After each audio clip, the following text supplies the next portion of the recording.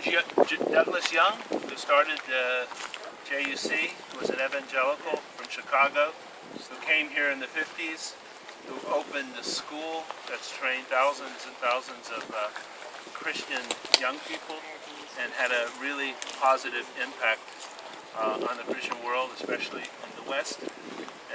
He also founded Bridges for Peace. Some of you may know that organization. He's buried here, and his wife, Georgina, of course, she's buried here as well. You might notice that his tombstone and her tombstone are actually Herodian stones. Yes. From some kind of Herodian building. Who knows? Even from the yeah, they may have found it here. Yeah. Okay.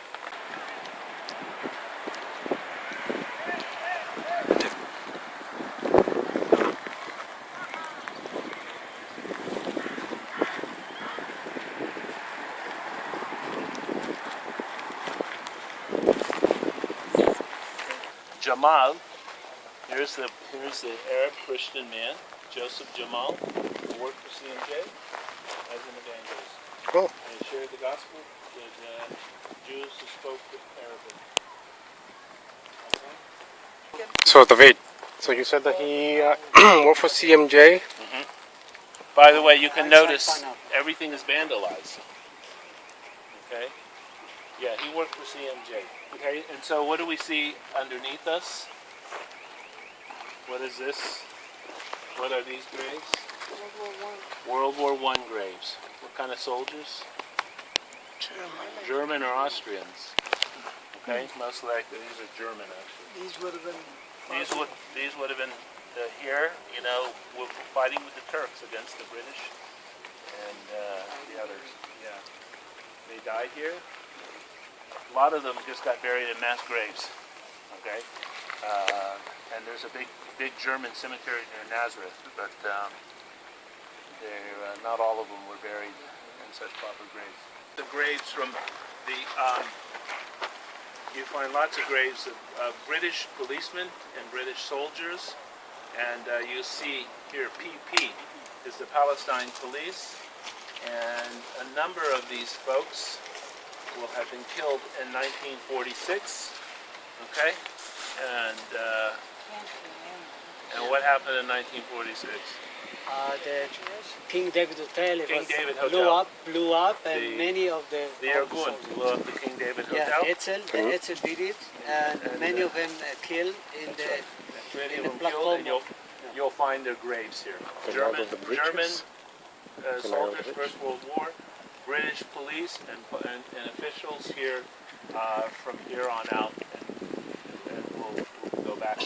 In the meantime, city walls of Jerusalem, and this used to be, in the Second Temple period at least, it used to be the actual southern wall of Jerusalem in the time of Herod, and down here you can see the remains of a gate. All right, and so this was a gate from the Second Temple period, and many people have thought or have considered this might be the gate of the Essenes. Okay, and it's a very interesting theory. Very interesting theory, but it doesn't hold Does it hold a lot of water? a lot of water. That's no pun intended. So holding. Somewhere in the city was an Essene quarter, and they would go out the gate, some certain gate, and then they would do their business, come back in. Okay, so people have suggested, there are all kinds of suggestions and all kinds of mountains being held by threads, that Jesus who had his last meal, Passover meal here with his disciples, met a man who was an Essene, and he had an Essene Passover on Tuesday, etc., etc., and it gets more fanciful and more fanciful and more fanciful, but we'll probably not have support. But it's very important archaeological find, and if you have the opportunity, read it. Popularly visited grave in this whole cemetery is Gwyneth Petrie. And Gwyneth Petrie was an incredible genius. He lived at the end of the 19th century and lived up until 1942. And he's the founder of modern archaeology. Okay? Everything, most of what we call the modern archaeological method, okay, is thanks to his work. He grew up in a very pious Brethren family, a great love for the Bible. He was an incredible engineer, incredible genius at math and measurements, and he came out here. He first went to Egypt, got interested in archaeology, and then came to a place called Tel Hesi, okay, in 1890. And Tel Hesi is where he developed the method, okay, of dating a site by pottery, okay, by pottery, okay. So he was considered, you know, an absolute genius. Considered himself a Christian, okay, and he had many students, by the way, and who shaped modern archaeology and made it what it is today. He was considered to be so bright and so incredibly smart that before he died, the Royal College of Surgeons in London asked if when he died, his brain could be sent to London so they could study it. And yes, he's buried here without his head. No way. I'm serious. I'm serious. Oh I'm sorry to God. freak you out. And his head went. Pardon? Yeah, his head went to London and went to the Royal College and went to the University of London somewhere and got lost. It was only found a few years ago by a guy that we all know, Shimon Gibson, because it went during the middle of the war, and people, you know, London was in the Blitz, and they had better things to do than, you know, to dissect his brain. But his head has been found. I don't know what they're going to do with it. But After the destruction of the temple, yes, even into Jewish life today, there is increasingly less use of the ritual immersion bath until we get down to our time when there's not too much use. Okay, there are two here, and this is one of 48 ritual immersion baths that have been found in this area. There probably were 1,000 at one time, you know, if not more, according to Professor Mazar, but we have 48 remaining ones. Okay, these are two very nice ones, you know, from the second century. Pilgrims would dip themselves so that they could do what? Go up onto the Temple Mountain, right? Not for physical cleanliness.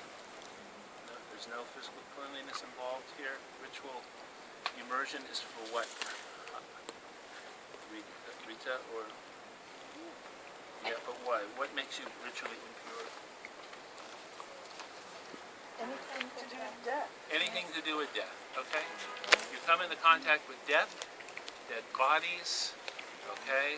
Yes, a woman's menstrual period,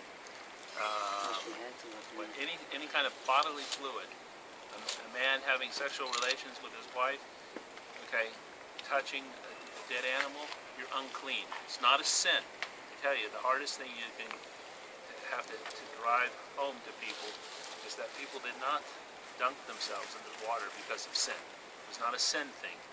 It was that death, okay, on an Israelite or attached to a Jew, okay, would diminish or drive God out of the sanctuary.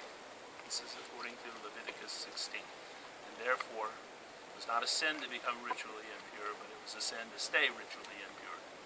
All right, and you had to take that ritual immersion bath, okay, and get rid of death. But Okay, it was also immersion for repentance of sin. only the people who the only people who do that is Qumran and John. And the disciples. And then the church. Okay? Okay, so ladies and gentlemen, there's lots of interesting graves, and you know, before we leave, you're welcome to just kind of nose around a bit, and we'll look for a few more people who are interested. But we're kind of to the end of our tour, and lots of, as I said, lots of really faithful people who are buried in this place, and I hope they will serve as an inspiration. Huh?